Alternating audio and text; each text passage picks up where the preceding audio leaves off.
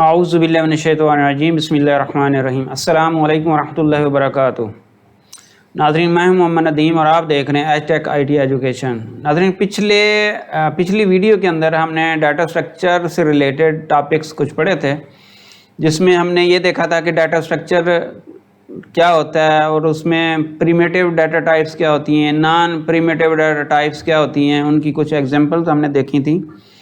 तो उसी data structure का जो सब्जेक्ट है उसका ही तसलसल है। मज़ीद आगे हम बढ़ाते हैं और इसमें मज़ीद कुछ और चीज़ें पढ़ते हैं। तो आइए चलते हैं, देखते हैं आज हम किन टॉपिक्स के ऊपर डिस्कस करने जा रहे हैं। आज हम 3 टॉपिक्स के ऊपर डिस्कस करेंगे जी। एक नंबर पे है, पहले नंबर पे जो है वो है जी व्हाट आर अरेज।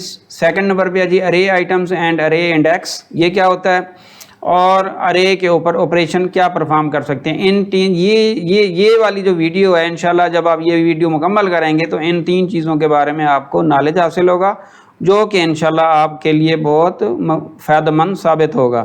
तो चलिए आगे चलते हैं और देखते हैं कि व्हाट आर अरेज।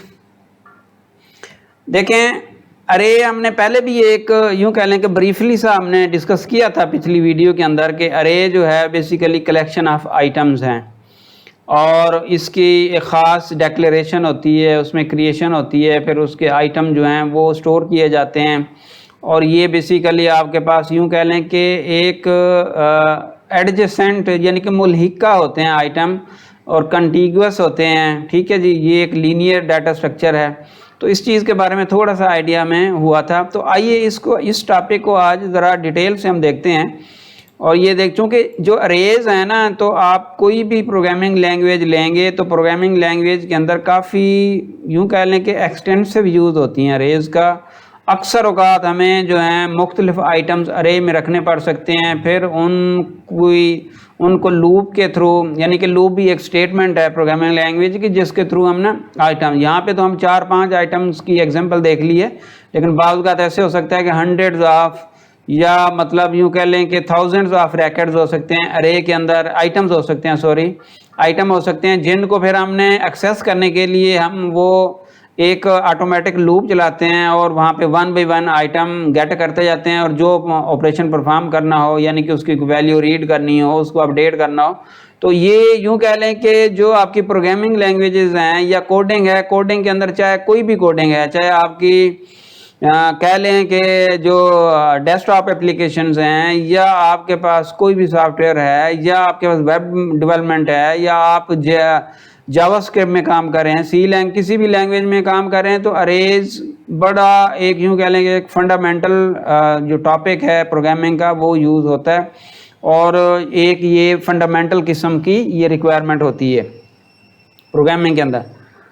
अच्छा जी, तो आइए देखते हैं कि आपके पास जो अरे है बेसिकली कलेक्शन ऑफ आइटम्स है। ठीक है जी, ये स्टोर कैसे होते हैं जी, कंटिगुअस मेमोरी लोकेशन, यानी कि मेमोरी के लोकेशन के साथ साथ एक आइटम होगा, दूसरा होगा, तीसरा होगा, and so on. It is a linear data structure है जी, कंटिगुअस है, ठीक है, और एडजेसेंट होता है। अच्छा, अब हम देखते हैं कि अरे की लेंथ क्या होती है।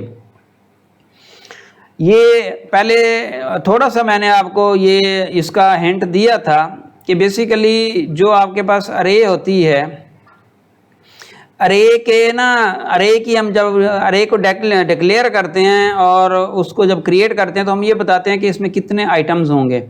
तो वो जो टोटल नंबर ऑफ़ आइटम्स होते हैं वो उसकी लेंथ शो करते हैं। लेकिन इसमें ना एक कन्फ्यूजन आती है कि जो इंडेक्स स्टार्ट होता है वो 0 से स्टार्ट होता है, और जो टोटल नंबर ऑफ़ आइटम्स उनको में से -1 कर दें तो जो वो रिज़ल्ट आएगा वो लास्ट इंडेक्स होगा। यानी कि अगर 5 आइटम हैं तो 4th इंडेक्स तक ये जाएगा, 0 से स्टार्ट होगा 4 तक जाएगा। और लेंथ जो होती है वो बेसिकली नंबर ऑफ़ आइटम्स होती हैं। तो इसलिए इसका ये डिफरेंस का पता होना ज़रूरी है। तो length property of an array is defined as number of elements it contains. Total number of elements जो एक अरे रखेगी उसको हम उसकी लेंथ बोलते हैं।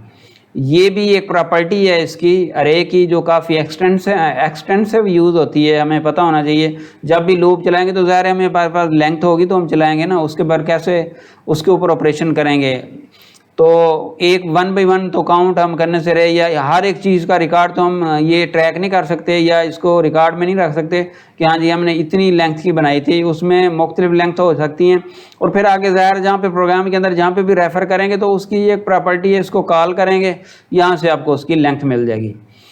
अच्छा जी, if array contains 5 elements then we can say the array has a length of 5। ठीक है, ये तो लेंथ हो गया। अच्छा, उसके बाद है जी in some programming languages the user can only store values of same type in an array. कुछ लैंग्वेजेस ऐसी हैं जिनमें एक ही टाइप का, या इंटीजर हो सकता है, या करैक्टर हो सकता है, या फ्लोट हो सकता है। जिस तरह ये ऊपर मैंने एक एग्जांपल दी है, इसको अभी डिस्कस करते हैं। इसमें हमने ना इंटीजर अरे रखी है, तो ये एक चीज़ है। उसके बाद मैंने आपको बताया कि जावास्क्रिप्ट के अंदर इसकी जो डाटा टाइप है वो मुख्तलिफ भी हो सकती है। एक के अंदर आप इंटीजर रख सकते हैं, एक के अंदर आप करैक्टर रख सकते हैं। अच्छा जी, उससे आगे हम देखते हैं जी कि अरे का इंडेक्स क्या होता है। वो पीछे तो हमने देखा है कि अरे की लेंथ क्या होती है। तो अरे का इंडेक्स बेसिकली आपके पास जो है वो आप अरे का इंडेक्स ये है कि जब आप एक अरे क्रिएट करेंगे तो उसके टोटल नंबर ऑफ जो एलिमेंट्स होंगे, ठीक है, उनमें से हर एक जो एलिमेंट होगा वो इंडेक्स के थ्रू ही एक्सेस होगा। ठीक है, तो ये यूँ कह लें कि उसका जो इंडेक्स होगा वो 0 से स्टार्ट होगा, और जो टोटल नंबर ऑफ़ एलिमेंट्स हैं उनमें से -1 निकाल दें, ठीक है जी, -1 कर दें तो वो उसका इंडेक्स निकल आएगा। तो इसमें इस केस में अगर आपके पास पाँच अगर आइटम होंगे तो उस केस में उसका जो इंडेक्स होगा वो आपके पास क्या होगा जी, वो आपके पास होगा, अगर 5 है तो 4 इंडेक्स तक वो जाएगा आइटम। अच्छा, अब उसके बाद ये देखें कि इसके जो एलिमेंट्स हैं वो एक्सेस करने के लिए access an array elements by referring to the index number. Index number से हम रेफ़र करेंगे। कैसे? अब ये थोड़ा सा एक और चीज़ देख लेते हैं कि एक होती है अरे इनिशियलाइजेशन। अरे इनिशियलाइज करने का मतलब ये कि डिक्लेयर भी उसी के अंदर हो गई, इनिशियलाइज भी उसी के अंदर होगी। अच्छा, अब इस सारी चीज़ को ना हम एक एग्जांपल में थोड़ा सा ये यहाँ पे मैं आपको बताता हूँ कि ये C# एक एग्जांपल है। इसमें ना सबसे पहले नंबर पे हुई है डिक्लेरेशन। ये एक अरे मैंने डिक्लेयर की है जिसका नाम मैंने x रखा है, ठीक है जी, और इसके ये जो टाइप है वो डाटा टाइप 5 है। अभी इसमें कोई मैंने मेंशन नहीं किया कि ये कितनी लेंथ होगी इस अरे की। इंटीजर टाइप की एक अरे है जी। अब यहाँ पे ये वाली जो स्टेटमेंट है ये बेसिकली ये क्रिएट कर रही है। अब यहाँ पे मैंने मेंशन की है कि ये इसकी जो टोटल लेंथ है, जो टोटल एलिमेंट्स होंगे वो 5 होंगे, और उसको मैंने असाइन कर दिया x को। तो ये फ़र्क देखिएगा कि डिक्लेरेशन का मतलब ये कि अभी आपने सिर्फ कंपाइलर को बताया है, आपने मेमोरी के अंदर वो क्रिएट नहीं की। लेकिन जो ही आप ये क्रिएट करेंगे तो नीचे जो आपको ये वाली जो चीज़ नज़र आ रही है, ये बेसिकली मैंने मेमोरी की रिप्रेजेंटेशन दी है कि यहाँ पे आपके पास जो है, यहाँ पे आपके पास ये 4 एलिमेंट जो हैं वो क्रिएट हो गए हैं, ठीक है जी। 0 इंडेक्स के ऊपर जो आपके पास एलिमेंट है उसमें वैल्यू 10 है, 1 के ऊपर 20 है, 2 के ऊपर 30 है, 3 के ऊपर 40 है, और 4 के ऊपर 50 है। अब यही चीज़ आप अब ये देखें, 2 चीज़ें आ गई हमारे पास। एक, अगर इनिशियलाइज अरे करेंगे तो फिर ये आपको दोनों काम करने की, डिक्लेरेशन और क्रिएशन दोनों की ज़रूरत नहीं है, सिर्फ आप इनिशियलाइज कर सकते हैं। तो ये होता है जी इनिशियलाइज अरे। इसके अंदर आप क्या करते हैं कि आप सिंपली उसकी डाटा टाइप बताते हैं, ठीक है, उसका नाम बताते हैं, और इक्वल लगा के आप ये जो आपके पास ब्रैकेट है, करली ब्रैकेट है, इसके अंदर आप ये सेमीकोलन के थ्रू सेपरेट करेंगे और वैल्यूज असाइन करेंगे। तो ये अरे आपकी इसमें डिक्लेरेशन भी हो सकी है और इसमें क्रिएशन भी हो गई है। और अगर इस तरह नहीं, अगर इस चैनल के थ्रू चलेंगे तो फिर उसमें पहले आपको डिक्लेयर करनी पड़ेगी, क्रिएट करनी पड़ेगी, असाइन करनी पड़ेगी। तो इसमें वैल्यू मैंने ये अरे के अंदर 10 है, ये 20 है, ये 30, 40, 50।